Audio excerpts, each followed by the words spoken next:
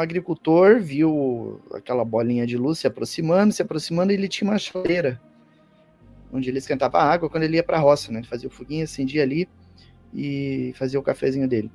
E aí ele viu aquela luz se aproximando, ele conseguiu prender aquela luz dentro da chaleira e tampou, né? Opa, vou levar para casa, né? E uma pessoa entrou na sala, fechou a porta com um gato no colo. Colocou o gato no chão, o gato encostou na parede, ficou numa atitude arqueada, com a coluna arqueada, com o pelo todo arrepiado e urrando assim, progressivamente, e não saía do lugar. Foram fotografados vários objetos. A olho nu parecia um avião. Ela teve um contato imediato de terceiro grau.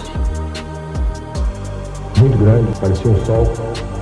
Ele está perseguindo o drone, ela está indo atrás. A aeronáutica não divulga os resultados de suas investigações sobre objetos aéreos não identificados. Ela pegou e bateu assim no meu ombro, embaú, e seguiu o caminho.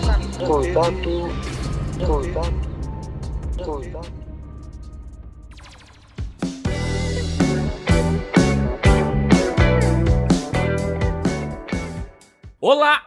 Olá, contatados e contatadas! Está começando mais um episódio do O Contato Podcast, o seu podcast de ufologia que toda terça-feira está aqui para trazer muito entretenimento, informação, mistérios, conspirações e teorias para você. Eu sou Vinícius Martins, mas pode me chamar de Vini e lá em Jaboticabets. Gustavo Cornaccione, como é que você está, Guto? Não estou jogando bets, o que outras pessoas poderiam dizer que é taco, né? Mas eu estou em órbita. Essa foi péssima. Foi boa. Gostei. Não, foi muito ruim. Desculpa, gente. Já comecei mal. Vocês vão ver que hoje tá terrível. Muito bom. Hoje, episódio especial. Um episódio com muita informação e com um convidado especialíssimo. Esse, eu já até falei em off aqui. Esse já é amigo, já virou parceiro. Um cara que há nem um ano atrás eu falava, meu Deus, que vontade que eu tenho de trocar ideia com esse cara. Hoje ele é parceiro, a gente até se zoa já. UFOJack, senhor UFOJack, diretamente de Acredite Se Quiser, Portal Fenômeno e Cipex, aqui hoje no Contato. Como é que você tá, meu amigo? Acredite se quiser, estou bem. Prazer estar Jackson tá falando ali debaixo de uma tonelada de livro, revista.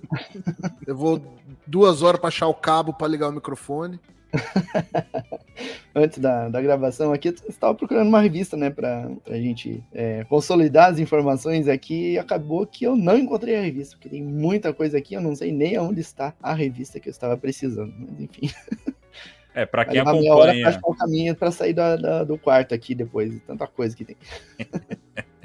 Pra quem acompanha o Portal Fenômeno e as lives do Jackson, sabe muito bem como é que é o quarto do Jackson, né? Então tem uma quantidade imensa de material, uma quantidade imensa de conteúdo, e aí ele começou a procurar as coisas aqui, o que você tá procurando, Jackson?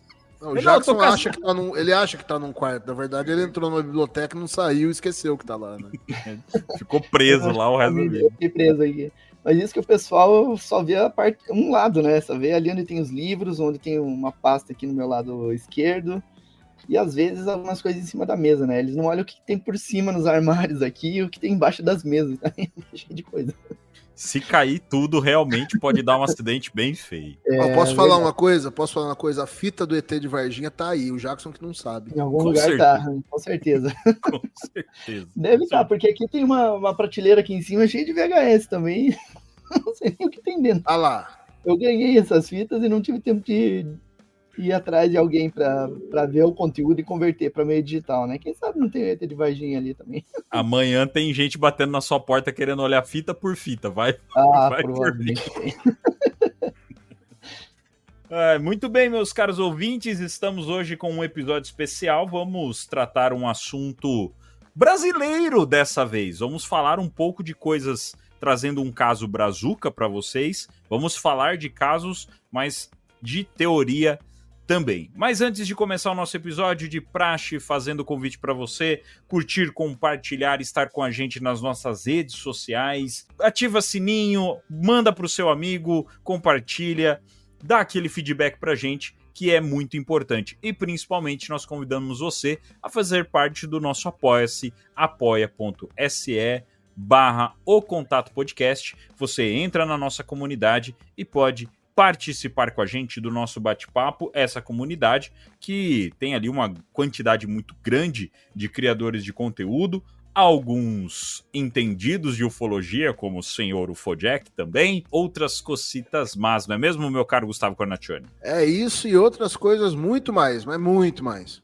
E quem nós apoiamos também, Guto? Nós apoiamos o Coletivo Cinerverso. Você que gosta de quadrinhos, gibis de super-heróis, tava lendo o gibi do Batman, Super-Homem, você não tá com nada, meu amigo. Tá marcando bobeira. Os melhores super-heróis hoje são do Brasil e são daqui, são BR. Acesse no Instagram Coletivo Cinerverso, @Cinerverso, e tem muito quadrinho bom de super-herói lá pra você ler. Vamos deixar de delongas e agora vamos para o nosso episódio que falará sobre orbes.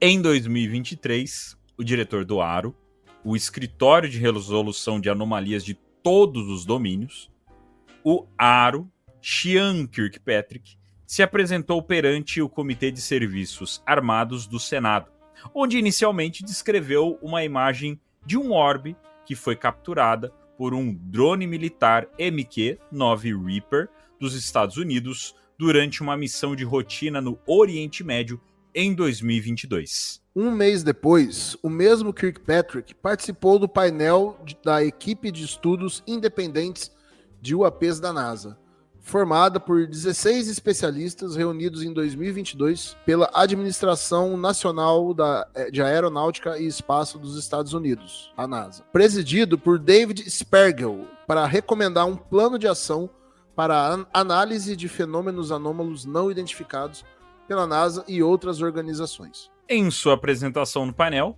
Sean Kirkpatrick mais uma vez comentou sobre os orbes, dizendo, abre aspas, este é um exemplo típico da coisa que vemos na maioria das vezes.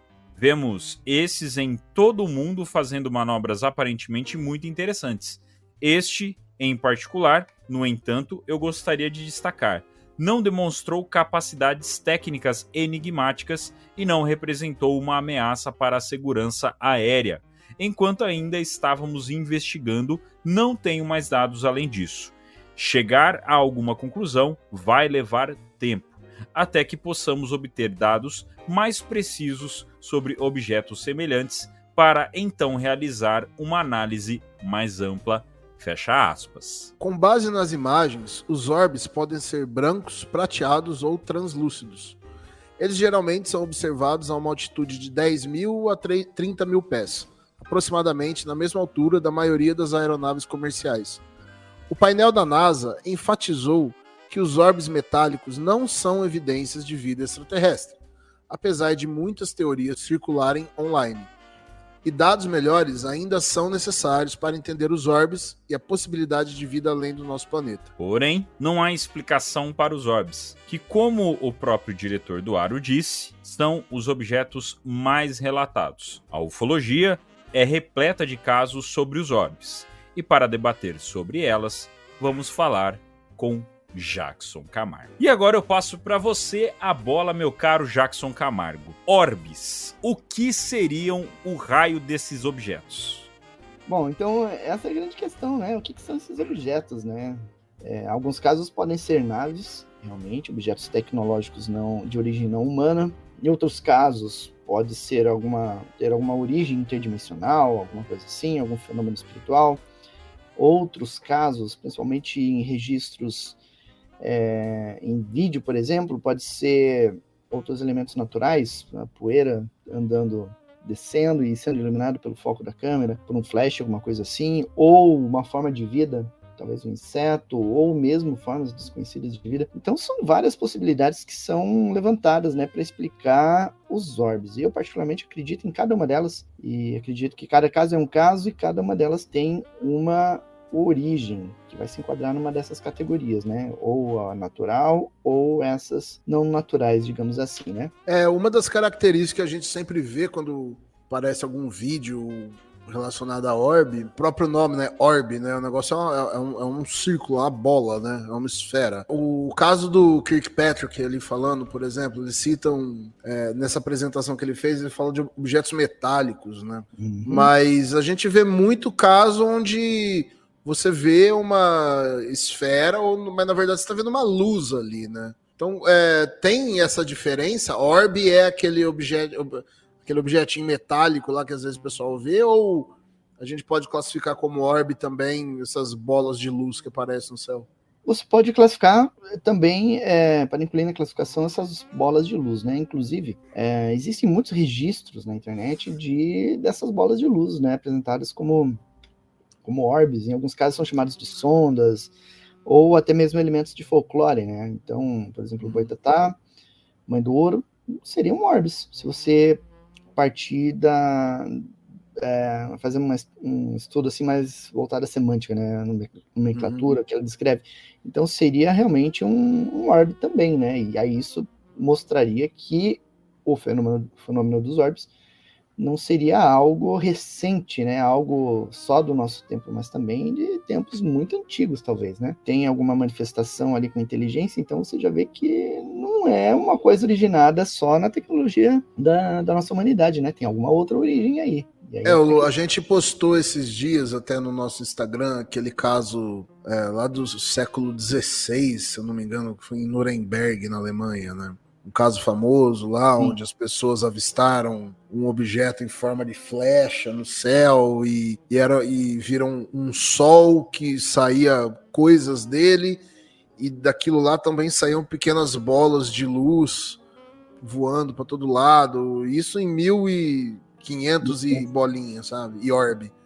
Acho que aquela professora, a Diana Pazuca, lá, né? Quando ela começou a escrever os livros dela a respeito de ufologia, ela é uma professora de estudos religiosos, e o que motivou ela a escrever foi que assim, ela estudava a vida dos santos e os fenômenos que aconteciam com eles, né? Que num viés religioso é milagre, num viés ufológico é paranormalidade, talvez. Uhum.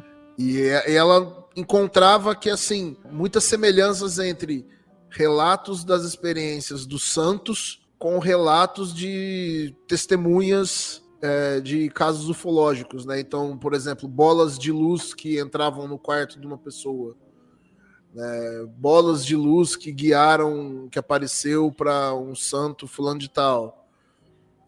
Então, essa imagem, né, dessa esfera de luz no céu, isso aí já é muito antigo, né? Não é de hoje.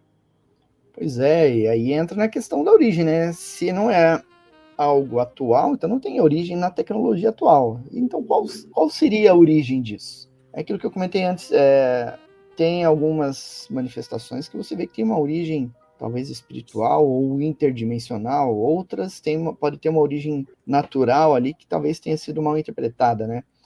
Mas cada caso é um caso, né? Aí entra a análise, entra a pesquisa ufológica, aliada a áreas científicas e estudos paracientíficos também, né? Porque não? Tem vídeo que circula por aí, até hoje eu não sei se aquele vídeo foi desacreditado ou não, mas tem um vídeo de umas 2 esferas de luz fazendo aqueles crop circles. Você já viu isso, Jackson? Já. E até onde eu sei, esse vídeo não foi derrubado. Até onde eu sei, esse vídeo ainda permanece como inexplicável. Algo legítimo. Terra, né? Engraçado que ali naquela região onde surgem os círculos ingleses, é comum ver esse tipo de fenômeno, né? Bolas de luz ali, sobrevoando e manifestando. E aí, falando nisso, eu já lembrei de outros fatos em que essas bolas de luz estão sempre presentes, né? Por exemplo, em locais onde vai acontecer um terremoto, geralmente são observadas bolas de luz assim, vulcões, né? Outros lugares próximo a cavernas, né? São locais onde esse tipo de observação é muito comum, né? Esse ano saiu um vídeo de um objeto como esse, uma bola de luz sobrevoando, aliás, acompanhando o Air Force One, o Força Aérea 1, né, o avião presidencial dos Estados Unidos. Isso. E também acho que os famosos Foo Fighters a gente pode botar nessa categoria de orb também, né?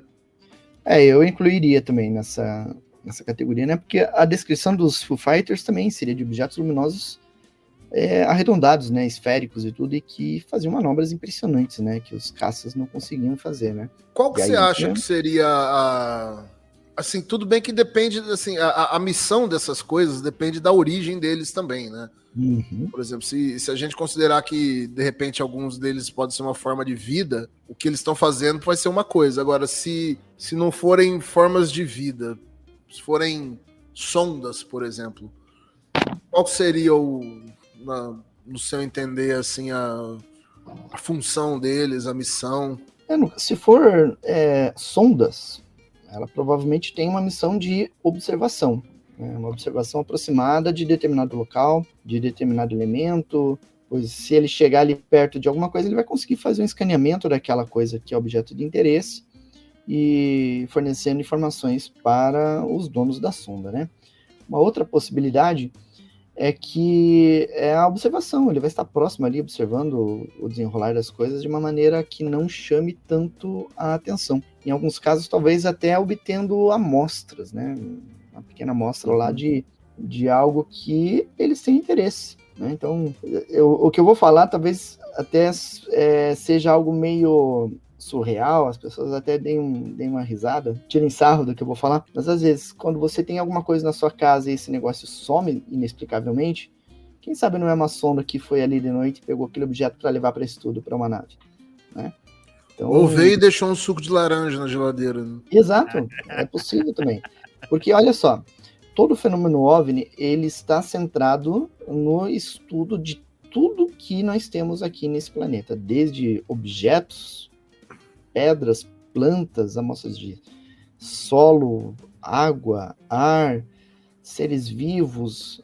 Em relação ao ser humano, o estudo ainda é mais complexo, porque além de analisar o nosso biotipo, eles analisam nossa tecnologia, nossos comportamentos, nossas emoções. Então, o ato de colocar um suco de laranja na sua geladeira, sem que não tenha laranja e nem suco naquela geladeira, não tem ninguém que tome isso naquela casa, né? Aparecer um copo que não tem na casa. E isso, com um copo que não existe na casa, isso já provoca um tipo de comportamento na pessoa, e isso pode ser analisado por outras inteligências, né? Opa, vamos ver o comportamento dessa pessoa se a gente criar esse tipo de situação.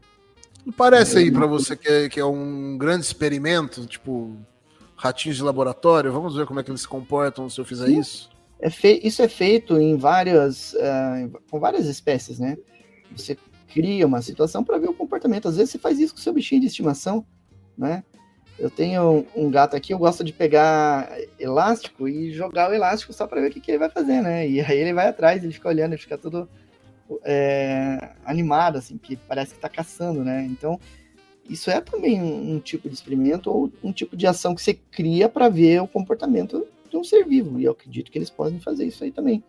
Na ufologia você vê vários casos, assim, que eles criam situações, e aí você vê que eles estão de longe, ou talvez nem tanto, observando a reação do ser humano, ou do animal, frente àquilo que está acontecendo. Eu tô cada vez pensando que não tá nada longe, velho, que essas coisas estão aqui faz muito tempo já. É verdade. Ou e talvez a sonda, ela permite que faça a observação aproximada, de forma discreta, sem necessidade de ter uma nave grande pairando aqui em cima, o que poderia atrapalhar o experimento, e também sem necessidade de ter um humanoide ali, né, de perto, olhando de perto, e talvez até interferindo na situação, né. Uhum. Ou talvez nem tanto que o Jackson mandou agora é maravilhoso. Tipo, ó, tá longe. Ou talvez nem tanto, né? Tão longe assim. E o legal é que assim, né, cara? A gente, pra quem não tá entendendo a história do suco de laranja, um dia essa história vai vir na íntegra pra vocês e tal, mas foi uma coisa que a gente já mencionou aqui nos episódios anteriores, que aconteceu com o Guto, foi muito estranho, e ele contou dentro do grupo do Apoia-se o que aconteceu, a gente acompanhou, E a gente acabou contando isso pro Jackson, mais ou menos. E que louco, né, Guto? No nosso debate, a gente não chega nessa percepção, né? E falar com o Jackson é interessante por causa disso. A percepção que ele vem com uma outra visão de tipo, então, pode ser somente um teste mesmo para ver como é a sua reação e como, agora colocando até um pouco mais nesse ponto, e como a gente está mais próximo do fenômeno, estudando sobre ele, falando sobre ele, divulgando o assunto sobre ele, obviamente o fenômeno fica mais perto da gente também. Eu já ouvi falar muito isso, cara. E aí, com isso, ele pode começar a falar, então tá bom, então você quer falar da gente? Eu vou botar um testezinho aqui pra você, só pra ver como é que você vai reagir perante a isso. Será que você tá preparado mesmo pro fenômeno? Será que você chega no episódio 30, né? Você para de uma vez. Bem isso. Então, olha que percepção da hora essa do Jackson. Deixa eu só fazer um parênteses, voltando. No começo do nosso texto, é um parênteses, bem parênteses mesmo, assim, saindo um pouco desconexo do papo sobre orbs. Eu vou fazer um momento disclosure aqui com vocês. Na fala do Kirkpatrick e puxando o relatório do Aro no final do ano, agora no final de março, né? No meio de março lá, que nada chega na conclusão e tal. Pô, o cara falou no meio de uma audiência que existem vários casos no mundo inteiro que os objetos voam de tudo quanto é maneira e somente esse não foi identificado uma coisa diferente. Mas ele fala isso, que existem outros objetos que já foram identificados, que já foram vistos, voando de tudo quanto é maneira, fazendo evoluções, e aí no final ele vem e faz aquele relatório falando que não é nada não, é tudo coisa humana. Não, é ridículo tanto o relatório quanto essa fala dele aí, velho. Por exemplo, olha o que ele fala ali. Esse em particular realizava manobras muito interessantes, ou seja, ele tá mostrando um vídeo nisso aí. É uma bola metálica voando no céu. Foi filmada por um drone americano e ela tá muito rápida. Fazia umas manobras muito interessantes. É um negócio que ele não sabe o que é. A gente não tem nada que tenha a capacidade de voar daquele jeito. Aquilo lá não demonstrava nenhuma forma de propulsão. Eles não sabem o que é, mas ele já tá falando que não é. E falando que não representa nenhuma ameaça para segurança aérea. Como é que ele sabe? E depois eles lançam aquele relatório que eles lançaram mês passado, falando que, tem uma grande quantidade de coisa aí que a gente realmente não tem explicação, mas é só porque falta dado. Porque se tiver os dados, a gente prova que é coisa banal.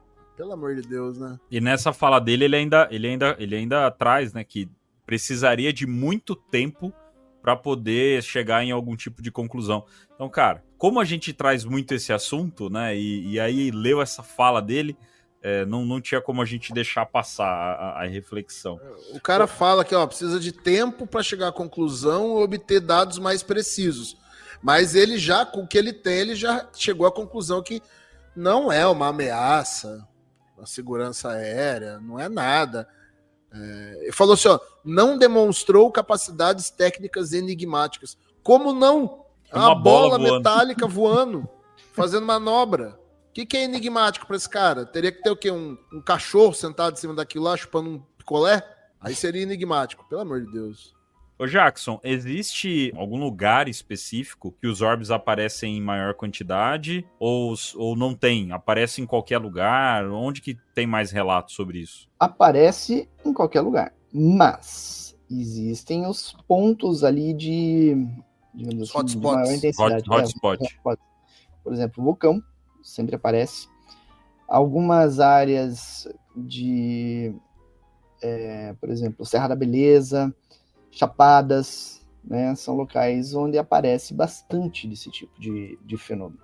Mata também, né? Mata, área de mata com grande... Mãe do Ouro a gente pode considerar como um orbe? Eu considero como um orbe. Porque geralmente a Mãe do Ouro é um objeto menor, pequeno e que é luminoso e vai voar por aí, vai fazer alguns movimentos, né? Só que também existem alguns outros objetos que também são classificados como Mãe do Ouro, mas que têm um tamanho maior. E esses já são objetos mais tripulados, inclusive, né? Mas eles não são muito grandes.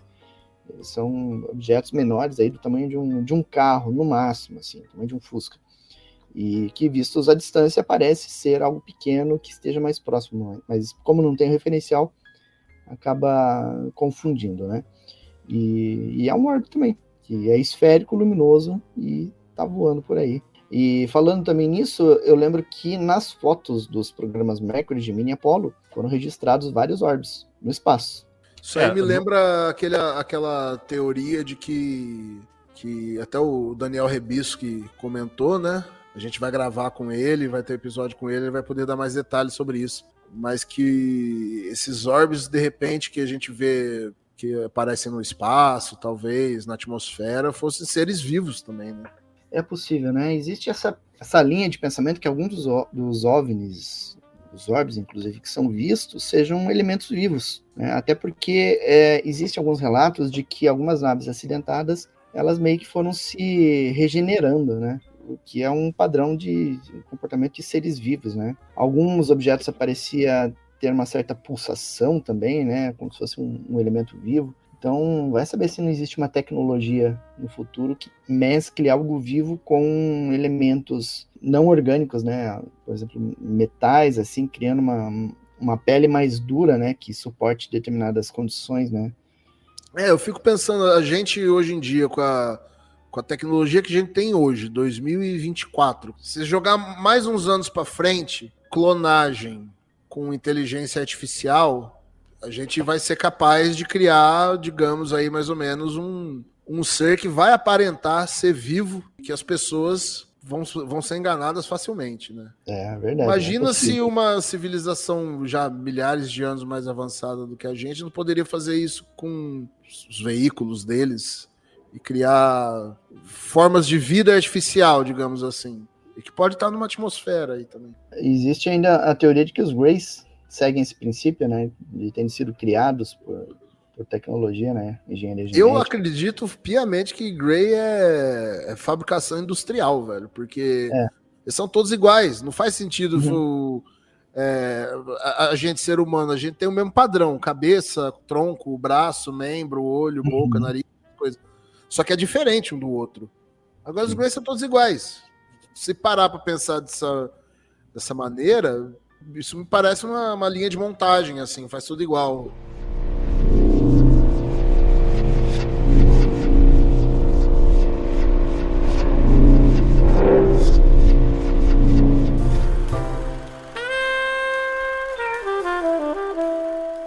Falando de orbe tendo a possibilidade de ser algo vivo, nós temos uma história que é muito conhecida no meio da ufologia, que é o mistério da esfera dos Bets. Em resumo, foi uma esfera que uma família acabou encontrando, levaram para casa, e essa esfera dentro da casa começou a apresentar de uma forma estranha alguns movimentos, sons diferentes, comportamento estranho. Então colocava ela num lugar, essa esfera ia para outro lugar de forma inexplicável. Essa esfera ficou com eles por muito tempo, nunca causou um problema, então não tinha ali questão de uma radiação que foi para a pessoa, ela nunca fez nada para as pessoas, simplesmente ficou na casa, e onde as pessoas andavam, segundo os Bets alegaram, os Bets são uma família da Flórida, isso aconteceu em meados da década de 70, com essa família que teve esse contato com esse possível objeto, mas que não aconteceu nada com eles. Tinham lá o objeto fez evoluções dentro da casa, então, segundo eles, respondia a sons de música. Alguém tocava um violão, o objeto fazia alguma coisa. Alguém batia alguma coisa, o objeto emitia um som. Existem alguns relatos de que batia a porta, ele fazia um som de acordeon, sendo que não tinha, ou órgão, né? Sendo que não tinha isso dentro de casa. A família acabou dizendo que o objeto andava pela casa atrás das pessoas, então a pessoa estava andando, o objeto estava vindo atrás, só que sempre rolando, nunca voando. Dizem que ele chegava a encandecer algumas vezes, tinha um certo brilho nele também.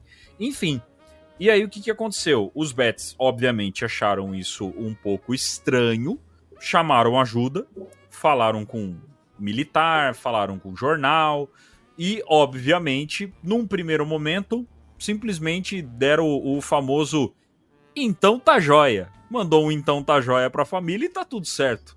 Mas aí depois o pessoal ficou meio intrigado, falou, não, vamos lá ver qual é que é dessa esfera. Vamos ver então. E aconteceu da Marinha pegar essa esfera e querer fazer alguns testes.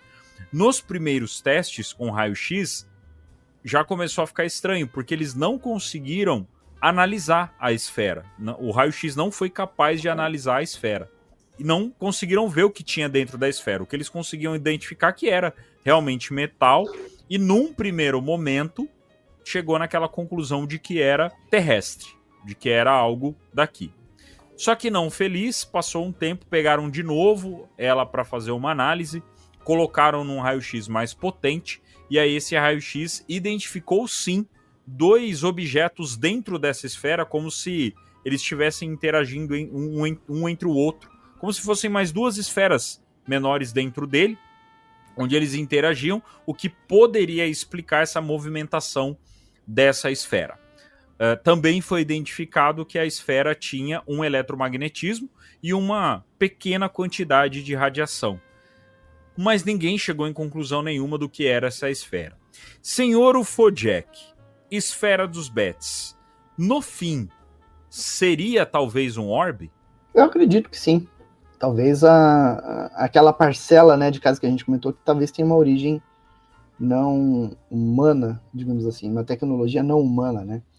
Eu acredito que, nesse caso aí, provavelmente era, assim, algo de fora, né? E por que teria ficado com a família?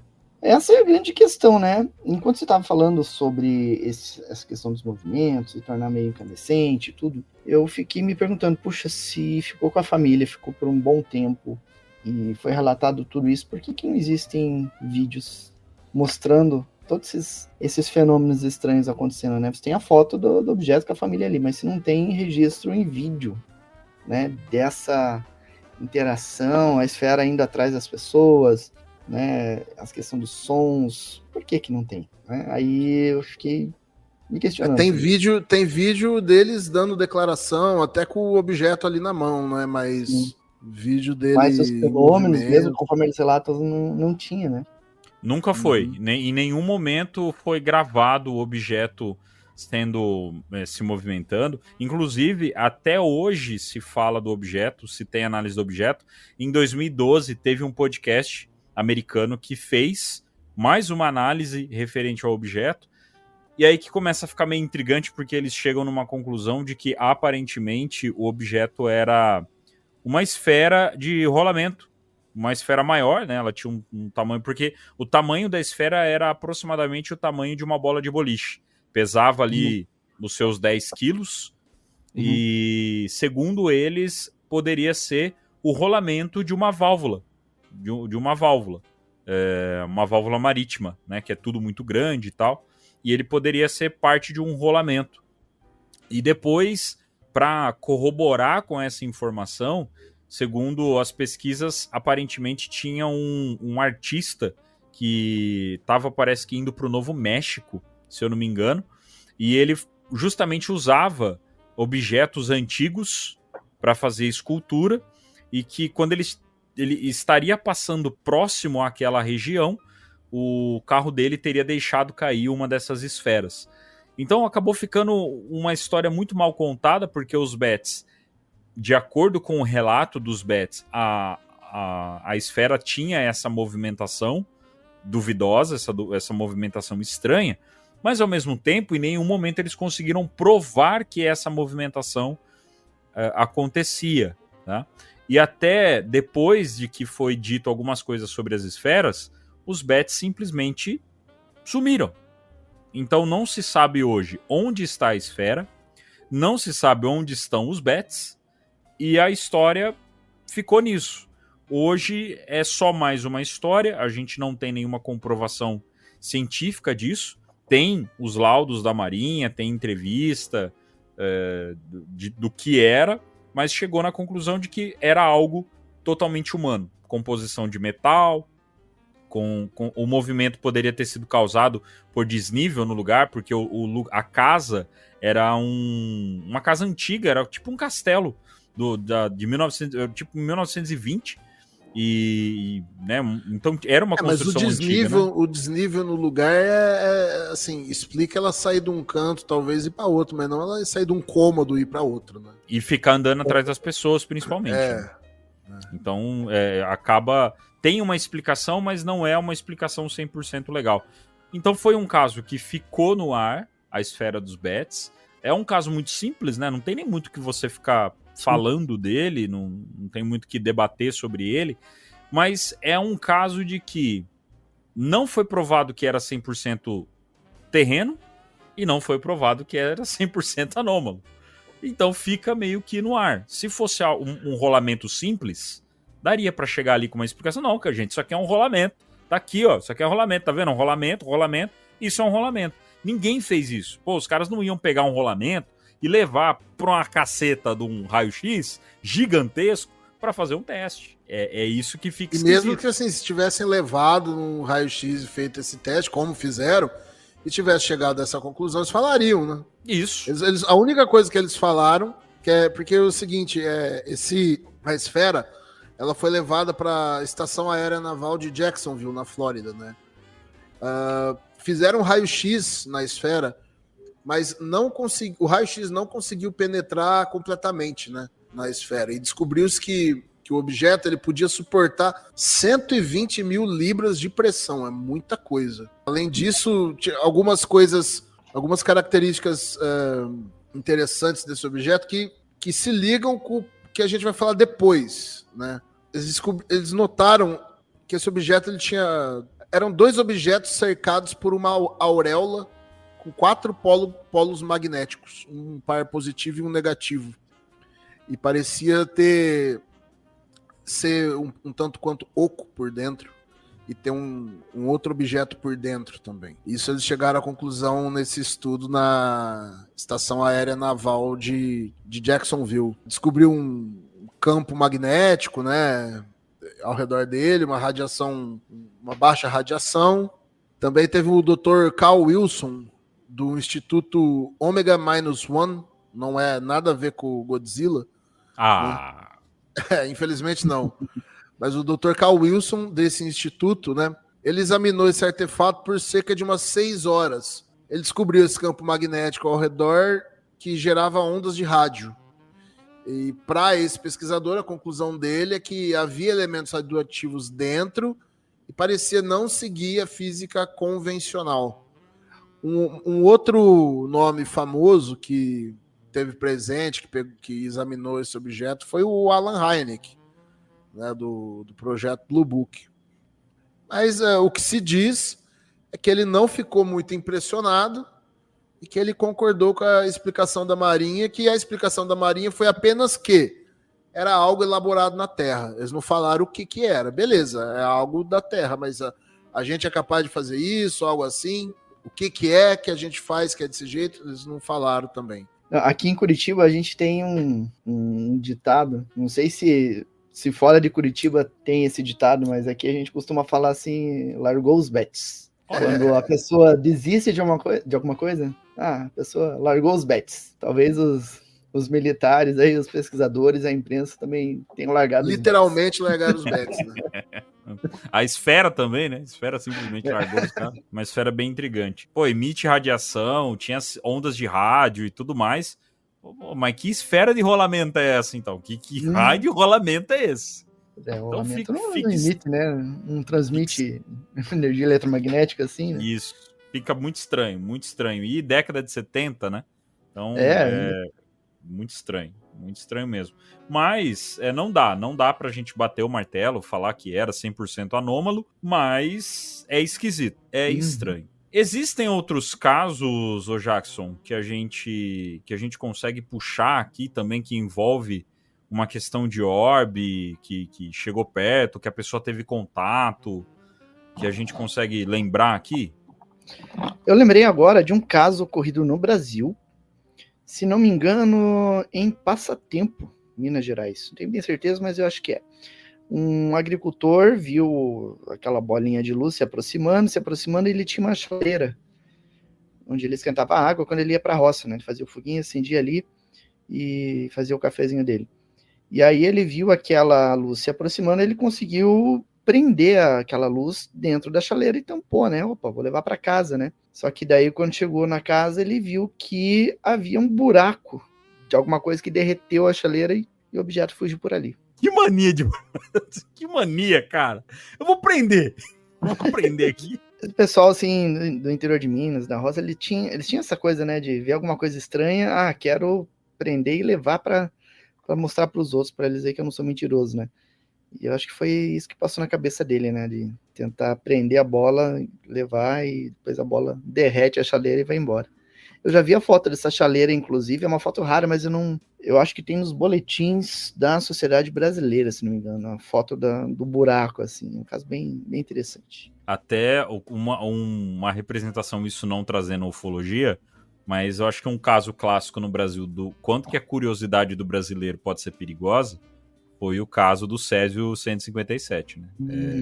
137, no caso, né? Isso, em Goiânia. E em Goiânia. Então, para quem não conhece esse caso, com a inflação já virou 157, já, essa altura. Os juros corroeu mais que a radiação. Mas para quem não conhece esse caso, é um caso histórico, caso brasileiro. Dá para se falar que é o nosso Chernobyl, né? Porque a gente não tem acidente nuclear aqui, próximo, né? Mas a gente tem um acidente envolvendo radiação. Foi muito sério. Vocês sabem que eu sou da área de segurança do trabalho. É um caso onde a gente cita, inclusive, em treinamentos, o quanto que isso é perigoso e a curiosidade da pessoa de ir lá, um negócio brilhante, vou lá, vou pegar e vou levar para todo mundo ver. E, nossa, foi desastroso. Então, para quem não conhece, o caso do Césio 137, dá uma pesquisada. É caso histórico para todo brasileiro conhecer e nunca mais repetir algo desse tipo. Deixa eu perguntar só uma coisinha pro Jackson antes. 2 casos que você tem bastante conhecimento, Operação Prato e Noite Oficial, também tem relato de orbes? Dá para dizer que a maioria dos objetos verificados na Noite Oficial são orbes, né? São objetos redondos, né? Embora eles sejam de um tamanho grande, né? Alguns aí até com 100 metros de diâmetro, né? Mas são objetos arredondados. A maioria das testemunhas descreveram isso. Quando a gente fala orbe, a gente pensa meio que automaticamente naquele objeto menor, né? Isso. Mas isso. Tinha esses casos também, às vezes até de filmagens, que tem, tipo, digamos assim, um objeto maior e eles em volta, assim, né? Sim, é verdade. Ainda o problema é que muitas vezes não tem o ponto de referência, né? Tem o registro visual ali, mas você não tem uma referência para estimar o tamanho, né? E você vai pela percepção da testemunha, e às vezes nem sempre é 100% fiel, né, ao que realmente ocorreu. Mas no caso da Noite Oficial, tinha as indicações de radar, né? O tamanho do plot na tela de radar, às vezes, tinha a ver com o tamanho do objeto, e aí isso indicava objetos da ordem de 100 metros de diâmetro, né? Continua sendo orbe, que é algo redondo e luminoso, né? Até o Adriano, da Irlanda, abraço, Adriano. Não é dessa vez que vamos falar efetivamente da Noite Oficial dos OVNIs, mas estamos com o cara da Noite Oficial dos OVNIs no Brasil, hein? Se é pra gente falar de Noite Oficial dos OVNIs, é com ele, mas não é dessa vez. Ele é o cara oficial da Noite Oficial. Isso. É porque tem coisa boa vindo por aí, a gente vai deixar rolar, e quando vier essa coisa boa, a gente fala da Noite Oficial dos OVNIs. Mas se você não sabe, ou até o nosso ouvinte, o Jackson tem um livro excelente sobre a Noite Oficial dos OVNIs. Leiam, só isso que eu falo pra vocês. Leiam. Eu tô terminando o volume 2 do Noite Oficial. Deixei pra ele falar, hein? Deixei pra ele falar, então se preparem, tem coisa boa vindo por aí. E quando sair o 2, aí sim, aí a gente vai falar sobre a Noite Oficial dos OVNIs aqui no Contato também, porque é o meu caso favorito, então a gente vai ter que falar desse caso. Legal. Na Operação Prato também teve relato de orbes? Tem, na Operação Prato, muitas vezes acontecia de a pessoa estar andando lá nas áreas rurais, não só no Pará, né, mas ali, dá pra dizer que toda a Amazônia, também, né? todo o Nordeste também, no sertão nordestino ali também, muito comum esse tipo de caso. E tanto naquela época como atualmente, as pessoas andando na estrada à noite, resolvem acender um cigarro, vê um pontinho de luz lá longe, e dali a alguns segundos aquele ponto de luz se aproxima numa velocidade imensa e paira em cima das pessoas, né? Algumas vezes esses pontos de luz assumem o formato de disco, mas em outros fica aquela forma arredondada, luminosa, né? Que não é possível definir uma forma por trás daquela luz, né? Então acaba ficando rotulado como um orbe também, né? E falando de caso brasileiro, nós temos um caso, além desse caso de Minas, temos um caso Brazuca, onde um caso que aconteceu em Goiás. E esse caso, a testemunha principal do caso, está presente até hoje e participará aqui com a gente no podcast O Contato, não presencialmente aqui, gravando com a gente, mas mandou um relato detalhadíssimo de como foi esse caso.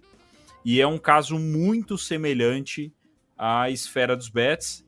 É um caso que quem levantou a bola foi o senhor Ufojek, foi ele o cara que achou esse caso. E Carlos Alberto Machado citou ele no episódio com a gente. A gente foi atrás, ele passou o contato da pessoa pra gente, o Guto foi atrás dele, né, Guto? Do Comandante Rony Piaget. E ele foi testemunha na noite oficial. Ele estava voando na noite oficial e viu um dos OVNIs, né? Você tá de brincadeira. Foi assim que eu encontrei ele, como testemunha. Guto, eu acho que a gente vai ter que entrevistar o comandante. Lá, ó. Eu acho que a gente vai ter que chamar o comandante para fazer uma entrevista maior aqui com ele, porque ele além da noite oficial, ele teve outros avistamentos, tem essa história de Goiânia, e tem a história lá de Barra do Garças também. É intrigante demais. Vamos ter que trocar ideia com o comandante Rony Piaget.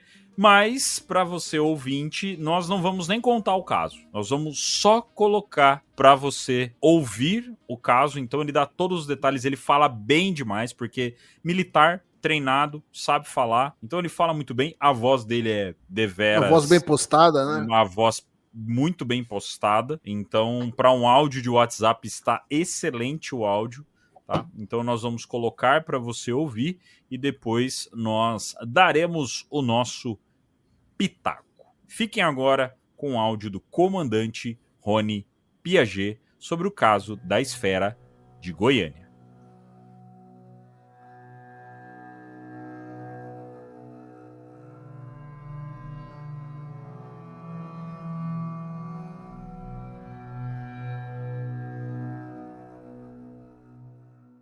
A história começa a partir da publicação de uma reportagem sobre esse objeto de um jornal que até já deixou de existir, chamava-se 5 de Março, em Goiânia. Ele começou a colocar uma reportagem por dia, durante uma semana inteira, falando sobre o objeto. E dizendo o seguinte: quem quisesse ver o objeto poderia ir à redação que estava lá. A partir de então, os comentários pela cidade estavam acontecendo e eu estava no aeroporto de serviço nesse dia e, mediante esse chamamento de quem quiser ver que venha até a redação, resolvi ir até a redação. Estava comigo um amigo, Paulo Garcês, que na época era agrônomo e hoje também é piloto privado. E estávamos realmente curiosos com o tal do fato, aí resolvemos, vamos lá na redação ver essa coisa. E aí fomos até lá. Ao chegar, nos apresentamos. Eu estava inclusive uniformizado nesse dia, eu estava de serviço, de plantão, e fomos muito bem recebidos, aliás. E aí nos encaminharam até uma sala sem mobiliários, estava totalmente vazia. O único móvel era uma mesa ao centro dela e a tal esfera estava exatamente em cima desta mesa. Aí nos aproximamos do objeto. Nisso chegaram 3 repórteres, inclusive 3 funcionários do jornal, e contaram a história de como é que isto chegou até lá. O que aconteceu foi o seguinte: uma senhora lavadeira de roupas lá de Arraias, Goiás, uma região mais montanhosa do nordeste do estado, na época, hoje já dividido. Ao chegar à beira de um riacho, um pequeno córrego, encontrou essa esfera em uma prainha. E achou interessante aquilo e acabou por levar até a sua residência. Muito bem. Uma vez chegando em casa com a esfera, colocou a esfera em um cômodo da casa e a partir daí o que começou a acontecer é o seguinte: os animais que ela tinha, cachorros e gatos, imediatamente saíram da casa, não ficavam dentro da casa mais. Eles evitavam ficar nas proximidades da tal esfera.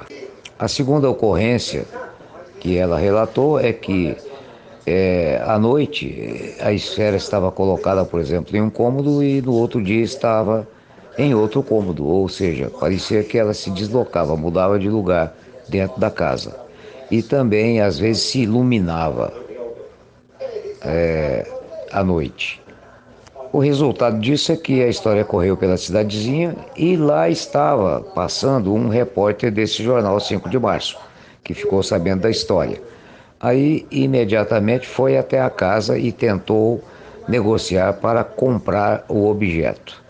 E a senhora não quis vender. Muito bem. Em desespero, acabou por surrupiar a esfera, enfiar num carro e sair da cidade imediatamente no rumo de Goiânia, onde chegou até o jornal. E aí começaram as reportagens, todo dia uma, sobre o tal objeto misterioso que ninguém sabia o que era, etc. e tal. Quando a gente estava então nesta sala, eu pedi para pegar nas mãos a tal esfera. Eles disseram que não tinha problema. E realmente a peguei, aliás. E foi num dado momento desses que eles bateram a tal fotografia que saiu no jornal, a minha fotografia. Eu examinava então a esfera segurando nas mãos. Essa foto circulou numa reportagem, inclusive, e curiosamente, 2 anos após esse episódio, eu fui a Porto Alegre, estava na casa de uma tia minha, e ela me disse que tinha um livro que tinha minha foto. Achei interessante, não sabia o que era, e ela foi lá e buscou o tal do livro. E realmente tinha esta fotografia e a reportagem toda do episódio. E esse livro era impresso na Alemanha, inicialmente, e depois foi vertido para o português e foi publicado no Brasil. Nesse dia eu dei uma bobeada e não anotei que livro era, o título, o autor, nem nada. E poderia ter até pedido para minha tia que me desse o livro para que eu guardasse, né? Mas eu não tive esse tino no momento e não sei mais que livro é esse, por incrível que pareça. E isso se perdeu também. Mas voltando então à sala, eu examinei a esfera e a esfera tinha as seguintes características: era cor de bronze, estava bastante arranhada em torno, era pesada, talvez uns 7 quilos para mais, tinha dos lados furta-cor, ou seja, como se tivesse sido muito aquecida. E havia dois pontos curiosos dessa esfera. Ela era pequena, devia talvez um tamanho de uma bola de futebol número 3, algo assim, oficial. E haviam 2 círculos, um em cada polo, considerando assim. Um dos círculos era simplesmente um círculo muito preciso, muito fino, inclusive, que eu comparei, inclusive, com as peças de armação de um revólver de boa qualidade, como um Smith Wesson, por exemplo, que se encaixava perfeitamente, ficando apenas aquele pequeno risco. Essa era um dos círculos. O outro círculo tinha uma diferença. Haviam no centro 2 pontos, 2 furos pequenos, talvez de uns 2 a 3 milímetros de diâmetro, com uma profundidade talvez de uns 3 ou 4 milímetros no máximo. A impressão que dava é que era para colocar uma chave com 2 pinos para desrosquear aquela parte. Aí havia uma outra característica. Balançando a esfera, a gente sentia um movimento relativamente pequeno. Eu considerei da seguinte hipótese: ou as paredes eram muito espessas, ou o curso do objeto era pequeno no interior da esfera. Aí chegaram 2 oficiais do Exército, na intenção de identificar que se aquilo não seria uma bala de canhão antiga. Mas eu também conheço bala de canhão antiga, e realmente não tinha nenhuma característica, e eles também identificaram aquilo como não sendo uma bala de canhão. Aí um dos repórteres falou que os animais realmente não chegavam perto disso, e alguém pediu para trazer um gato que eles tinham lá na redação, e uma pessoa entrou na sala, fechou a porta com um gato no colo, colocou o gato no chão, o gato encostou na parede, ficou numa atitude arqueada, com a coluna arqueada, com o pelo todo arrepiado e urrando assim, progressivamente, e não saía do lugar. Aí alguém falou: leva o gato daqui, senão ele vai passar mal. Aí tiraram o gato. De fato, o gato não se movimentou de forma nenhuma. Parece que ele não gostou do objeto lá. Muito bem, após isso chegou uma equipe da UFG, Universidade Federal de Goiás, e trouxeram um contador Geiger. Passaram o contador Geiger em cima da esfera, e eles disseram que identificou uma pequena radiação. E foi só. Passado tudo isso, nós fomos embora e continuaram as reportagens. Cerca de uns 2 dias após a nossa visita, a Polícia Federal foi à redação e apreendeu a esfera e levou para o aeroporto de Goiânia. E lá embarcou em um avião da FAB, e daí para diante não se soube mais vestígios do rumo disso. Porém, através de um coronel da FAB, amigo meu, lá em Brasília, eu relatei o fato para ele, e ele se interessou e foi atrás procurando informações e descobriu os tripulantes do avião da FAB que levou a esfera para Brasília. E o que eles disseram foi o seguinte: lá em Brasília, esse objeto embarcou em um segundo avião, e esse avião era de outra base aérea, e eles não sabem para que lado foi o objeto. O resultado disso foi exatamente o seguinte: o jornal na época não queria que isso fosse encaminhado para um centro de pesquisa do governo, porque sabiam que não haveria mais informações a respeito, e queriam evitar isso, queriam um centro de pesquisa particular, mas infelizmente apreenderam o objeto. E tem mais um detalhe: nos dias em que estava esse rebuliço todo das reportagens, segundo os repórteres, os americanos também entraram em contato querendo comprar o objeto e eles não venderam. O final da história é que para onde foi isso e o que era aquilo ficou um mistério. Ninguém mais teve rastro sobre nenhuma informação do tal material. Aí o jornal depois publicou uma história de que teria ido para o ITA, etc e tal. Porém, eu também não sei.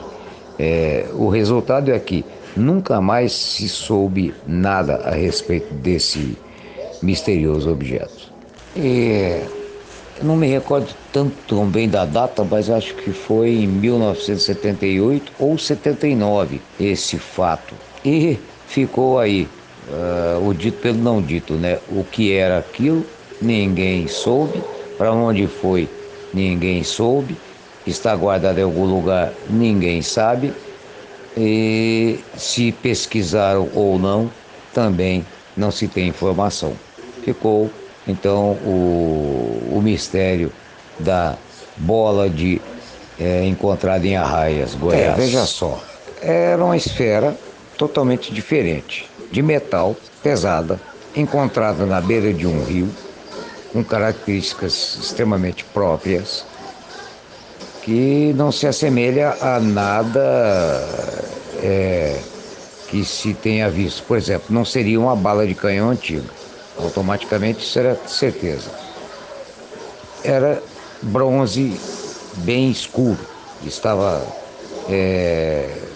demonstrando que ela tinha talvez rolado em algum ponto áspero, porque ela estava toda arranhada em vários lugares. Outro detalhe, deveria ter sido muito aquecida. Uma característica talvez de uma entrada na atmosfera, né? Porque realmente um dos lados era bem colorido, bem furta-cor. Curiosamente, o que seria aquilo? O que seria uma esfera nessas características? Não é possível definir o que seria aquilo. Um objeto vindo do espaço? Poderia ser alguma peça de alguma nave, vamos dizer assim, ou um satélite, sei lá. Não sei se eles têm um objeto com aquela característica. Despertou o interesse, evidentemente, de muita gente e não tivemos nenhuma resposta do que seria aquilo também. Esse que é o problema.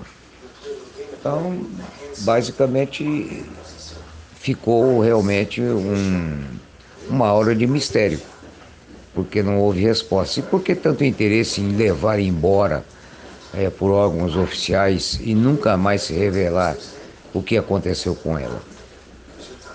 Ficou no ar. E mais curioso ainda, como é que essa história foi parar na Alemanha para ser impressa em um livro escrito originalmente em alemão? E esse episódio estava lá. Então, foi longe a história. E ficou o mistério. É isso aí. A gente que voa vê muita coisa, e vê muita coisa à noite, inclusive. E às vezes de dia também, né? Como aconteceu comigo, foi aquele caso lá de, se não me engano, 1986, em que a defesa aérea foi acionada, né, e os caças saíram atrás. E aconteceu que eu também acabei vendo alguma coisa nessa noite. Sei lá, ficou incógnito, né? Eu acho que, segundo um coronel amigo meu que levou 8 meses para conseguir entrar num setor da Força Aérea em que estuda esses assuntos e que teve que assinar um termo de que ele não poderia revelar o que iria ver, o que eles tinham lá, e ele disse, não posso revelar, porém, você sai de lá convencido, estamos sendo visitados.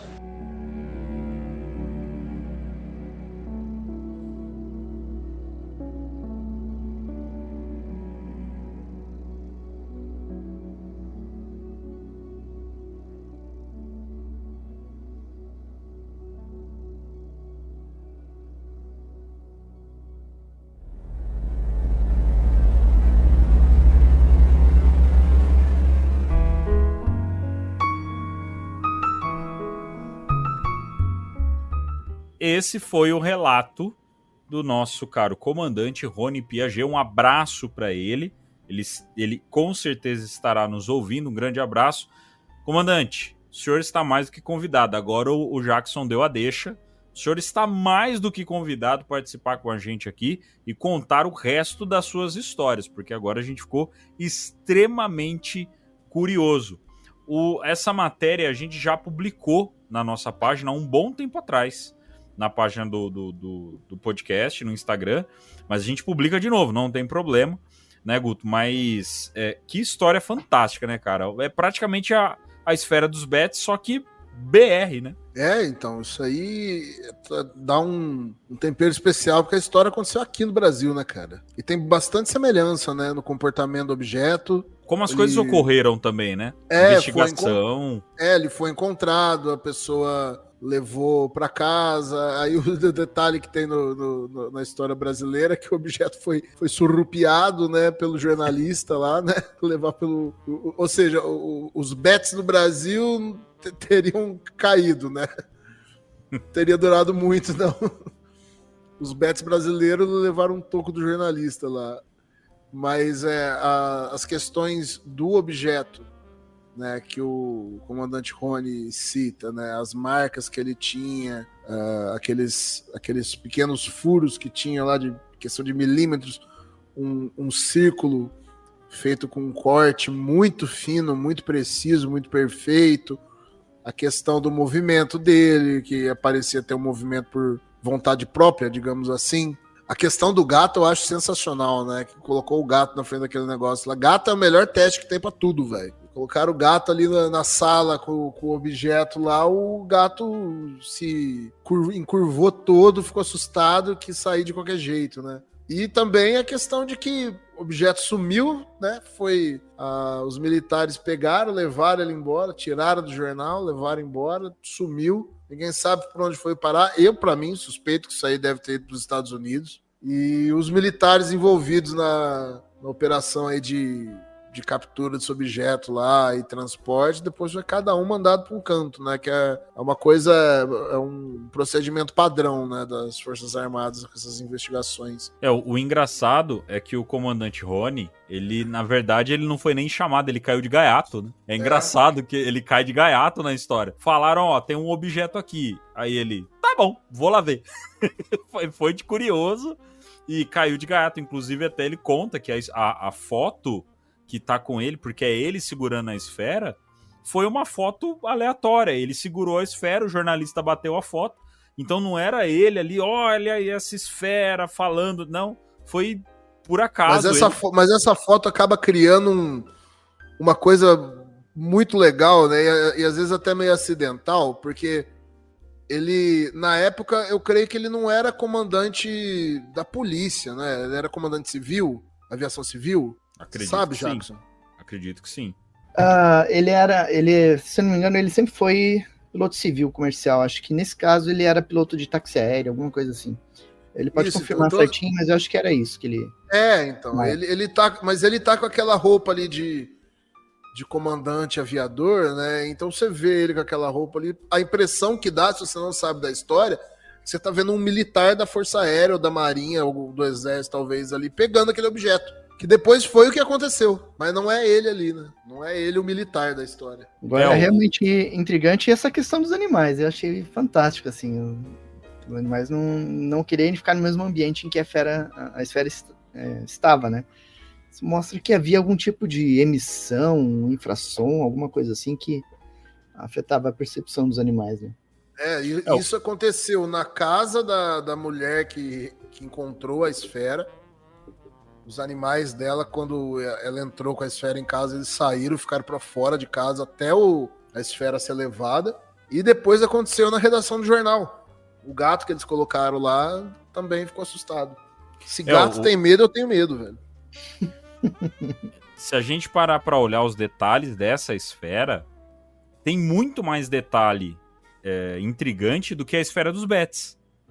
É verdade. Até porque, nesse caso, também não foi filmado. Não tem gravação dela. Mas é um caso onde você tem uma análise que foi constatada por militares. Esse experimento com o gato, por exemplo, é algo que foi constatado por militares. As pessoas viram isso aí. E diferente da esfera dos Betts, que ela sumiu porque tá com os militares, né? Eles pegaram, mas os Betts também sumiram. E ninguém mais correu atrás. Nesse caso, simplesmente vieram, pegaram a esfera e sumiram. Todo mundo sumiu. Então, essa parece que ela é até mais intrigante do que a esfera dos Betts. Ela tem algumas coisas a mais. Por exemplo, na esfera dos Betts, eles não relatam flutuar. A esfera do Brasil flutuava. Ela chegava a flutuar, segundo os relatos. Pô. Aqui é Brasil. Aqui é Brasil, mano. É bem diferente, é um caso que eu acho muito mais intrigante e é um caso que boa parte dos brasileiros não conhece, o caso da esfera de Goiânia, da esfera de Goiás. Então não é nenhum caso não tem nem o nome da família que encontrou, né? Porque foi uma mulher ali que encontrou tal. Então o nome relacionado ao caso foi o comandante Rony. Então um caso muito bom mesmo. E que da hora que a testemunha principal pode vir aqui com a gente para falar um pouco mais sobre esse caso. Isso é muito bom mesmo. Ô Jackson, até nesse caso em si, da esfera lá de Goiás, o comandante Rony, ele conta isso com muita facilidade. Ele acaba contando com muita facilidade. Você chegou a ter contato com outras pessoas que tiveram contato com essa esfera ou não? Não, ainda não. Mas a gente está buscando mais informações, né? A gente tem algumas pistas de por onde essa esfera passou, algumas pessoas envolvidas, e a gente já tem algumas estratégias de investigação desse caso. E eu não estou sozinho na pesquisa, né? Então tem outras pessoas envolvidas. E aí, quem sabe, vem alguma novidade aí no futuro, né? Assim esperamos. A gente postou até no Instagram esses dias atrás, esses tempos atrás, um vídeo que o pessoal até comentou bastante, né? Que era de um menino no meio da roça. Acho que esse vídeo é do início dos anos 2000, até pelo tipo do celular que ele estava usando lá. Na verdade, segundo o próprio Morgan, o som que faz, aquele sim é um vídeo de TechPix. Aquilo literalmente. É uma TechPix mesmo. Você ouve quando ele dá zoom, faz barulho dele apertando o botão de zoom, né? Uhum. E o menino tá na roça lá, filmando o lugar que ele tá. Aí ele vira a câmera assim, de repente tem uma bola preta no ar, assim. E ele fica olhando para aquilo, que lá dá uma movimentada para lá e para cá, bem leve assim e tal. Depois some. Esses casos, né, de esferas, eu acho que assim, se uma pessoa tá querendo ver algo, a probabilidade dela ver vai ser maior de ver isso do que ver qualquer outra coisa. E eu lembro também que mudando um pouco de assunto, mas não tanto, né? Naquele caso famoso de Poltergeist, que o Jackson até gravou agora recente aí o episódio do Poltergeist lá no Acredite Se Quiser, né, Jackson? Uhum. Naquele caso do Poltergeist de Enfield, lá na Inglaterra, tá ligado? Uhum. Lá o Jackson gravou também. O Jackson fez uma live sobre o Poltergeist de Enfield. Isso, então. Um vídeo, uma live e o podcast ainda. São 3 programas. Falta o livro, o CD, o quadrinho e o jogo. Daqui a pouco tá vindo. As meninas relataram também bolas de luz dentro da casa, né? Uhum. Teve alguma coisa assim. É curioso, né? Você tem a ligação nesse tipo de caso, né? Geralmente tem o aspecto mais espiritual, tem o aspecto mais ufológico, né? E isso tudo intriga, né? E mostra que às vezes é tudo parte de uma mesma coisa, né? De um mesmo fenômeno, né? A questão é entender tudo isso aí, como que elas se relacionam, né? Acho que isso depende muito de quem que é a testemunha, do paradigma assim que ela tem e de como a história começa. Porque, por exemplo, no caso dessas meninas, elas não eram ufólogas, eram adolescentes lá e não tinham interesse nenhum em ufologia, paranormalidade, nada disso. Elas não tinham nenhum viés ufológico. E também a questão começou como poltergeist, né? Manifestações na casa, móveis mexendo, aquelas coisas todas lá. Depois, essas luzes aparecendo dentro da casa. Então, a gente toma pelo poltergeist, que é já uma questão um pouco mais espiritual, e de repente é uma manifestação que a gente tem um aspecto que a gente liga à ufologia. Se de repente aparecesse primeiro essa questão dessas bolas de luzes ali em volta, talvez a história começaria por esse lado, já com um viés meio ufológico. E eu lembro que no Rancho Skinwalker, né, até na primeira temporada do Rancho Skinwalker, tem um momento lá que eles levam aquele cara, Chris Bledsoe, tá ligado? Que, putz, a gente tem que fazer um episódio também só sobre a história desse Chris Bledsoe aí, que é muito louca, né? Eles levam ele para fazer um teste, colocam eletroencefalograma. Aí ele fica ali do lado de fora, né, olhando para o céu e fala, se você vê alguma coisa no céu, você só aponta, né, não fala, só aponta pra gente, e a gente vai estar acompanhando a sua atividade cerebral, né, para ver se está tendo alguma relação. E esse cara, ele diz que é um contatado, né? Que ele avista objetos e esses fenômenos com facilidade. Em determinado momento aparece ele aponta o dedo para o céu, aí eles filmam, tem uma uma bola de luz no céu se movimentando. A atividade cerebral dele diminui como se ele tivesse entrado num estado meditativo, sabe? É muito legal isso. Porque ao invés dele... Acho que qualquer um de nós aqui, a gente vê um fenômeno anômalo não identificado no céu, a gente ia ficar agitado, né? Uhum. Suponho, né? Mas Sim. ele, que já vem dizendo há muito tempo que tem uma relação com esses objetos, que estabeleceu uma forma de comunicação com isso. A hora que ele avista aquilo lá, a atividade cerebral dele, tipo, diminui, fica muito baixo, assim. Ele entra quase como num transe meditativo, assim. Isso aconteceu com outros dois objetos que apareceram para ele naquela noite e eles gravaram. É muito legal.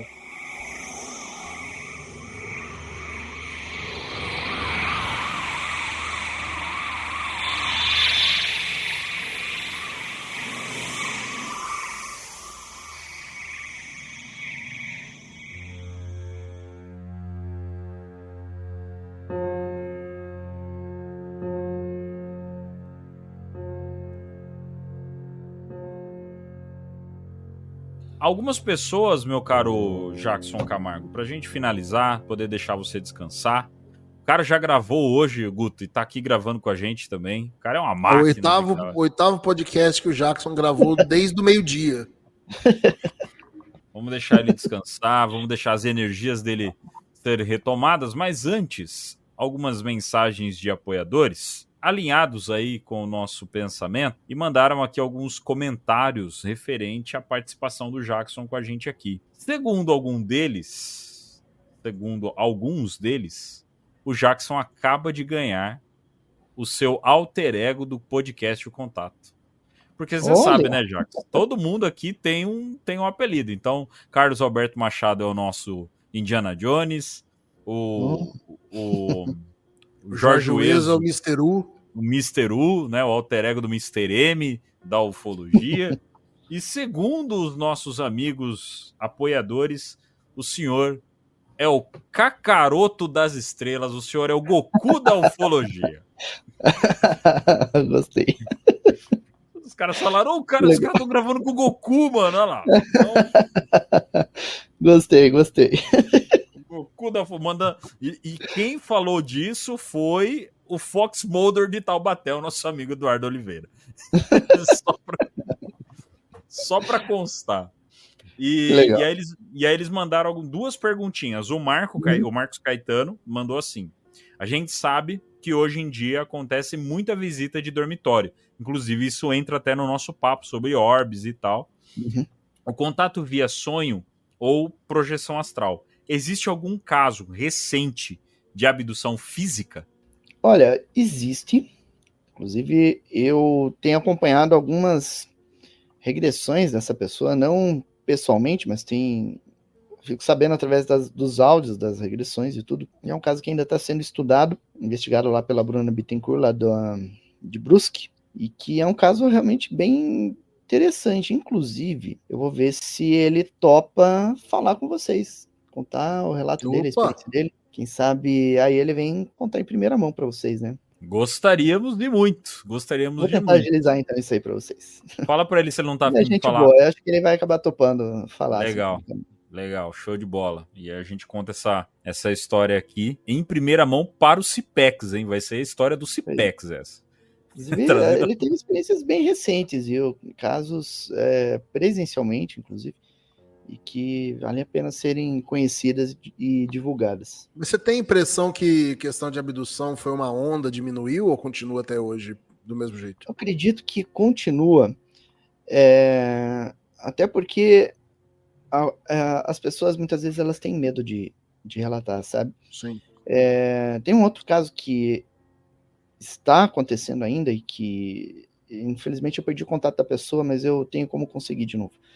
Essa pessoa foi no terreiro de Umbanda pedir ajuda porque o sobrinho dela estava acordando com muita frequência de noite, assustado porque tinha seres do espaço tentando pegar ela. Ela acordava com essa narrativa.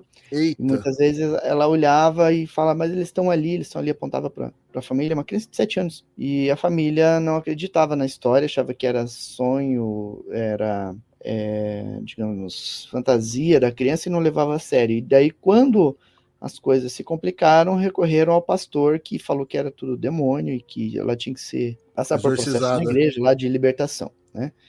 E aí essa tia desse menino, que é ligada à Umbanda, foi lá no terreiro pedir ajuda, né? E daí a história chegou até mim. E ela narrou também para mim, falando que essa criança, ela é normal, eles veem essa criança falando com alguém que estava ali no ambiente, mas que não era visto.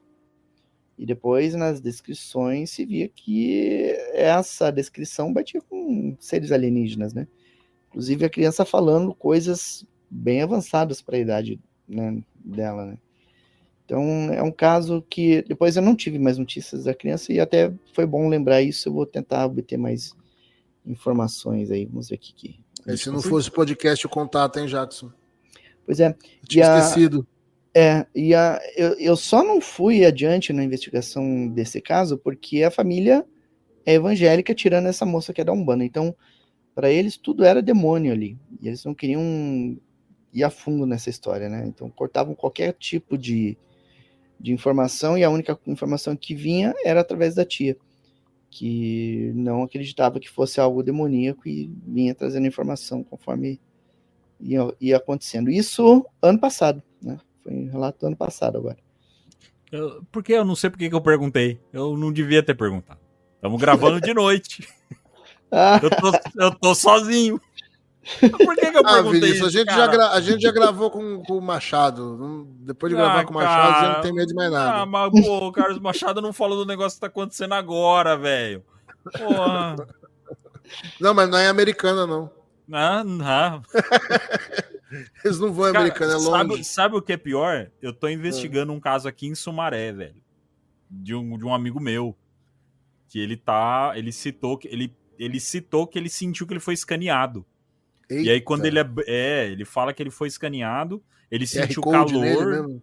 Ele sentiu calor, um calor próximo, então assim, ele percebeu que era algo próximo dele que saiu de perto, e quando ele abriu o olho, ele viu o orbe brilhando saindo pela porta. Então, aí até arrepiou agora, cara. Meu Deus do céu. Sabe que tem aí em Sumaré mora o Sérgio Mota da Silva, né? Que era o controlador de voo na noite oficial, né? E mora os irmãos Mondini também, né? Aqui. Também. E aí eu entrevistei o Sérgio Mota, acho que foi em outubro, novembro de 2021. Não lembro a data certa. Mas enfim, cerca de 2 meses depois, eu entrevistei um piloto de linha particular, e que tinha visto um objeto, dessa vez ali, acho que a região de Taubaté, ali, por aquela região, ele estava voando naquela região. E aí ele teve um avistamento de um objeto, ele fez o desenho, ele fez foto, fez vários registros, assim, desse objeto.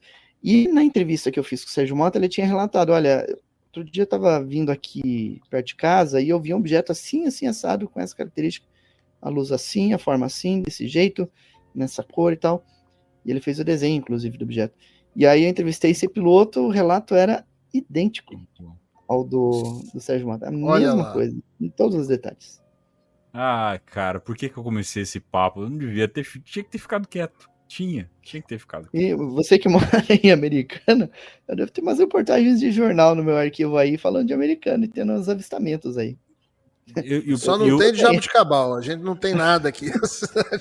Não tem nada de Jabuticabal, mas se eu procurar, eu acho. Aqui tem, não, aqui tem o. Pô, vocês fizeram episódio sobre o Poltergeist, aqui tem o Poltergeist de Jabuticabal. Esse caso é bizarro. O Machado, ele tem uma história de Poltergeist também, que ele pesquisou perto da casa onde ele morava, aqui em Curitiba, no bairro Uberaba. Estava tendo as histórias de Poltergeist, caiu na imprensa, a imprensa divulgando. E aí um padre que era parapsicólogo, ele achou, não, tudo isso é bobeira, né? Eu vou lá, vou exorcizar e vai ficar tudo bem. E aí não deixaram a imprensa, quer dizer, a imprensa entrou, mas não deixaram o Machado entrar para acompanhar. E aí o que ele fez? Ele estacionou o carro em frente à casa E ele via o quarto onde isso estava acontecendo, só que a janela estava fechada, então ele não poderia ver lá dentro. Mas ele sabia que era naquele quarto que estava acontecendo o exorcismo. Aí que legal, olha o que aconteceu. Em dado momento, nessa casa tinha aquelas janelas que se abria, né? Acho que é persiana o nome, não sei dizer, que abre para fora. Abre para fora, né? E aí, de repente, aquela janela abriu com muita força para fora, que chegou a bater, assim, fazer um estrondo com a pancada que deu, né? E aí o Machado pensou assim, puxa, alguém deu uma pancada ali para que ela abrisse, né? Com essa violência. E aí o que aconteceu? Uma mulher veio até a janela, levantou o vidro e puxou a janela de madeira de novo para fechar. Entendendo? Não poderia ser alguém empurrando aquela janela. Ela levantou o vidro para fechar, né? Ela teve que levantar o vidro para puxar a madeira de novo. Lixo! Agora que eu entendi, velho. Entendeu? Foi um efeito sobrenatural ali, um poltergeist, possivelmente, que fez com que aquela janela abrisse com violência. Ele viu isso acontecer. Ele vai narrar a história. Cara, um dia, eu e o Guto, a gente já tá planejando. Eu vou me arrepender muito, cara, mas eu vou me divertir. Eu vou botar você, Jackson, e o Carlos junto num episódio. E aí, cara, contem história. A gente vai querer ouvir vocês contar isso. Porque o Carlos, a gente descobriu que o Carlos, ele é mais legal ainda. Ele é muito legal falando de chupa-cabra e falando de estranha colheita. Mas ele é mais legal ainda falando do que ele gosta de falar. Sim, então, cara, aí... Então, a gente vai fazer essa brincadeira ainda, de colocar Carlos Alberto Machado e Jackson junto, cara. Eu tô planejando passar um mês na casa do Machado, isso sim. Cara, uma vez eu e o Machado, a gente foi pesquisar um caso no interior de São Paulo. Então, a gente saiu aqui de Curitiba.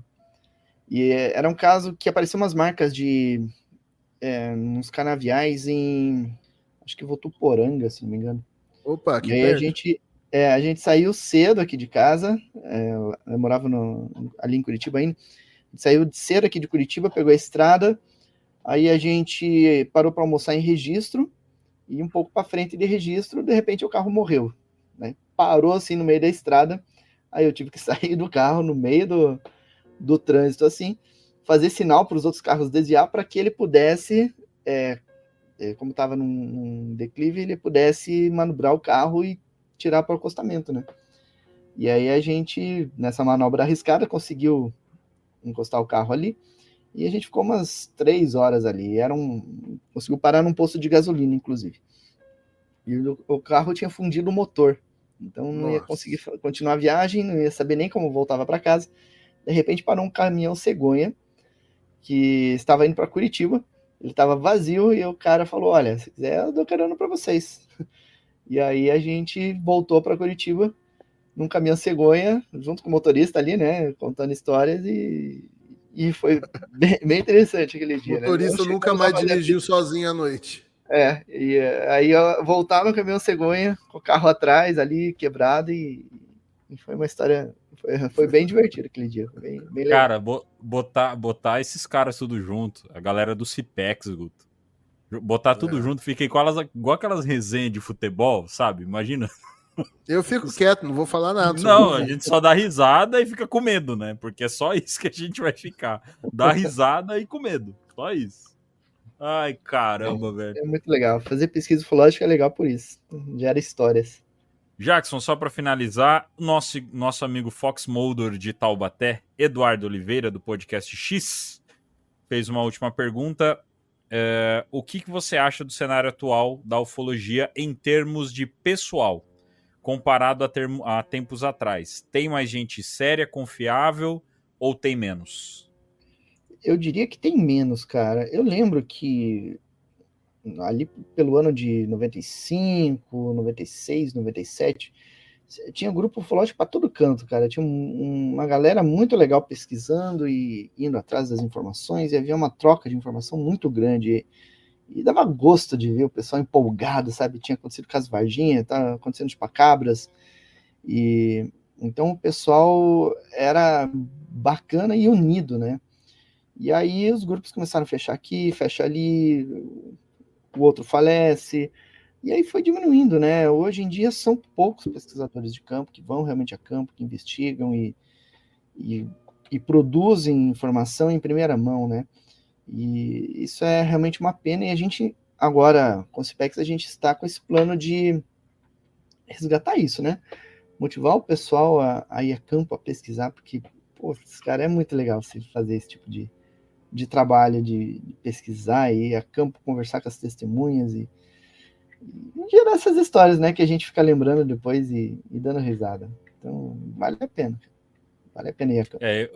Eu e o Guto, desde quando a gente entrou no grupo do CIPEX, eu falei pro Guto, falei, cara, a gente ainda vai fazer, então vai rolar esse episódio, que é o episódio que a gente vai falar do CIPEX, para as pessoas conhecerem o CIPEX, porque não se fala mais tanto do CIPEX, né, e desses outros grupos também. E trazer você e o Carlos para a gente bater um papo sobre o CIPEX, sobre a ufologia brasileira, como ela já foi, o que falta para ela poder dar uma guinada, a gente voltar até essas pesquisas de campo.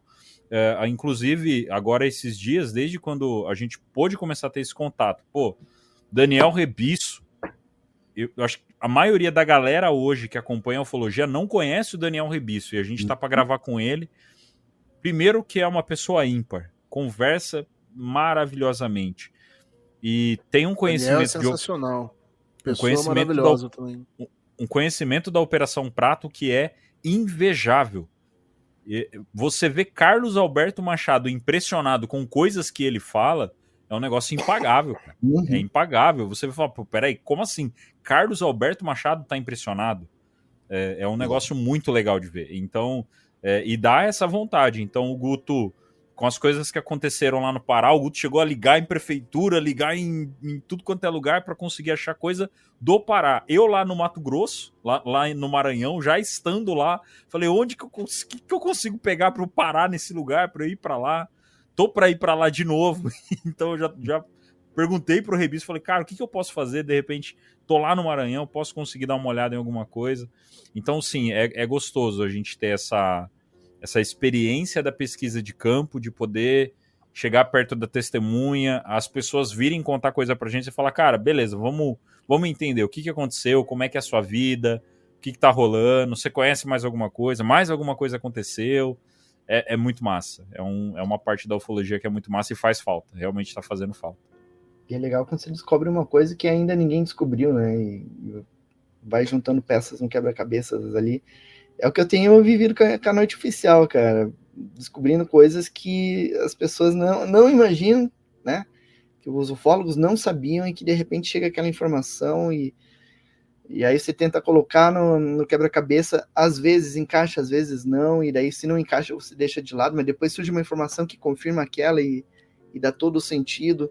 Cara, é fantástico.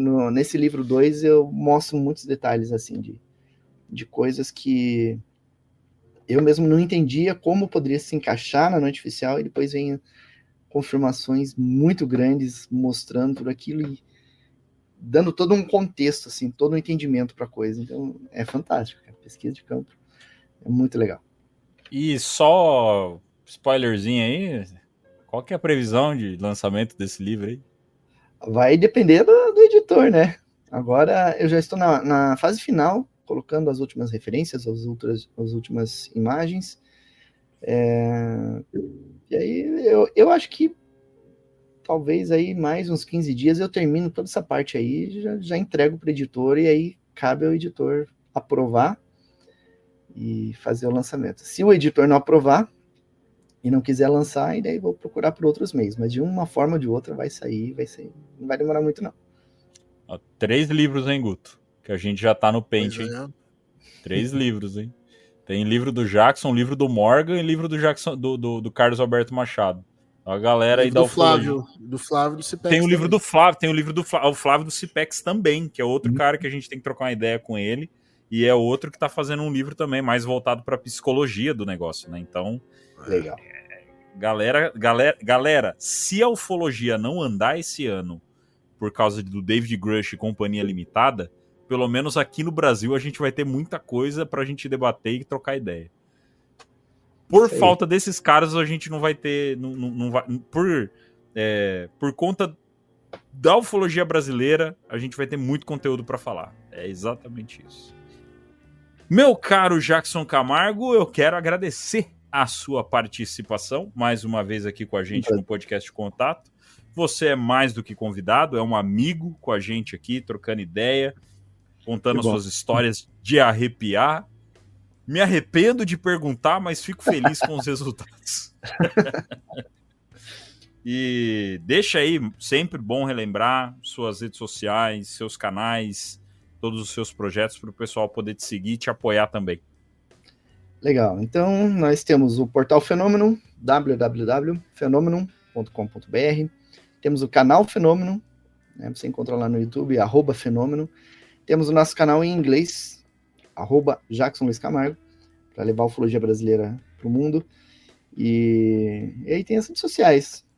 Lá nas redes sociais você me encontra como Jackson Camargo, Jackson Luiz Camargo, tem 2 perfis no Facebook, tem no Instagram também, @Jackson Luiz Camargo, e lá vocês podem me encontrar e trocar uma ideia também. Muito bem, meu caro Gustavo Cornaccioni. E tem o nosso podcast também, né? Acredite se quiser, lá junto com o PH. Grande abraço pro PH. Suas palavras, meu caro Gustavo Cornaccioni. Bom, queria agradecer ao Jackson aí pela presença, pelo papo. E queria mandar um alô. Semana passada a gente mandou um salve para os nossos ouvintes em Portugal e no Japão. Dessa vez eu quero mandar um salve para todo mundo que está ouvindo a gente nos Estados Unidos. E você que está ouvindo a gente em Miami, St. Cloud, Orlando, Tampa, Mount Dora, Fort Lauderdale, Fort Myers, Hallandale, Boca Raton, Fort Pierce, Lehigh Acres, Sunnyvale, Keystone Heights, Port Charlotte, Satellite Beach, Gainesville, Hollywood e Sanford. Todas essas cidades são só na Flórida e que estão ouvindo a gente. Galera, dá um salve aí. Se você está numa dessas cidades, manda um alô pra gente nos comentários ou no Instagram. E brigadão aí. Muito bem. E deixa eu mandar um abraço também, Guto, para um pessoal que vem interagindo com a gente no Spotify. Teve um dia que eu pistolei um pouco aqui com os comentários do Spotify, mas a gente resolveu deixar, e aí a gente não se arrepende quando a gente ouve comentários da Raíza Galdino, que sempre tá lá mandando um abraço pra gente, né? Então, um grande abraço pra Raíza, e esse especial pra ela, porque ela já comentou em vários podcasts, já comentou com a gente no Instagram, e a gente nunca mandou um abraço pra ela aqui. Então, um abraço especial pra ela, que sempre tá com a gente, sempre ouvindo a gente, sempre acompanhando, e cara, eu acho que já faz uns 20 episódios já que ela já acompanha a gente aí. Sim, então, um grande abraço pra ela. Um grande abraço para ela e para todo mundo que tá, né, que interage com a gente aí.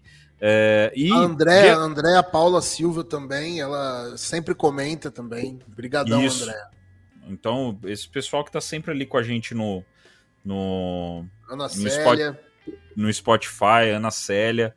Esse pessoal que tá com a gente no Spotify, a gente vê, né? Infelizmente o Spotify ele não deixa a gente responder, mandar um joinha e tal. No YouTube a gente teve uns feedbacks legais também esses dias, então um grande abraço para todo mundo que esteve com a gente aí nesses dias, beleza? E mandar um abraço especial, era pra gente ter falado no começo do episódio, a gente acabou não falando, pro nosso novo apoiador, cara, o Evandro. O Evandro entrou com a gente. O Evandro já chegou com o pé na porta, soco na cara e besouro murcho, só a capa do bezerro, e o cara já chegou dando aula, explicando pra gente um monte de coisa referente à parte biológica das coisas, né, de animal, decomposição de animal, que ele trabalha com isso. Então o cara já chegou arrebentando no grupo lá, então mais um que chegou agregando com a gente. Então o Evandro, que é o nosso novo apoiador no nosso grupo lá e tá com a gente também para engrandecer o nosso grupo de apoiadores. Muito bem, caro ouvinte, espero que você tenha gostado desse episódio. Mais uma vez, obrigado ao Jackson, obrigado ao Gustavo Cornaccioni também, mais uma vez, por estar comigo nessa apresentação, nesse bate-papo que foi extremamente prazeroso. Nos encontramos na semana que vem em mais um episódio do O Contato Podcast.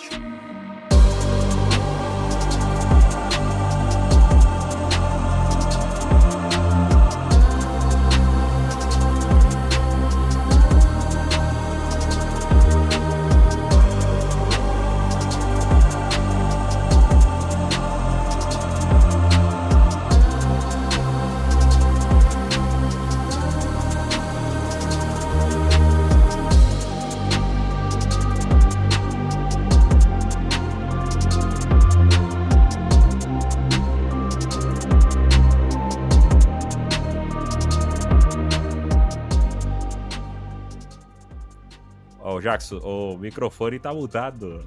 O microfone... O microfone tá mutado. Estou há 60 anos fazendo gravações em podcasts, lives e essa outras aqui gravações vai pro PH, hein? Essa vai pro PH.